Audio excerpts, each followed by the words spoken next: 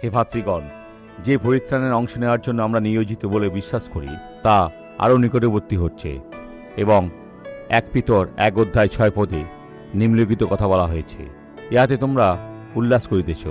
আমাদের আনন্দ করা উচিত।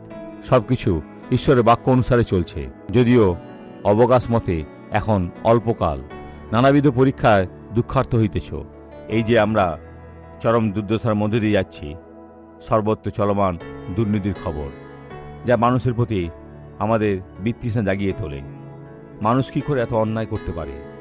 জনগণের কোনো জিনিসের উপর হাত দেওয়ার অধিকার তাদের কি আছে?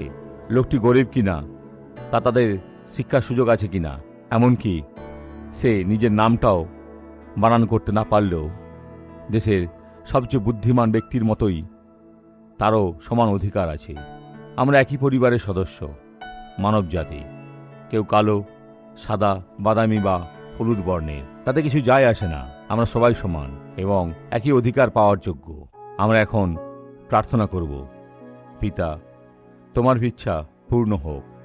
হে পিতা, মানুষের জাগ্রত হওয়ার প্রয়োজন, তাদের জানা প্রয়োজন যে তোমার বাক্য সত্য। হে প্রভু, আমাদের যদি নানা পরীক্ষার মধ্য দিয়ে যেতে হয়, আমরা তা পার হয়ে যাব, কারণ তুমি আসবে এবং তুমি আসছো, আর তোমার নামের প্রশংসা হোক। ঈশ্বর আপনার মঙ্গল করুন।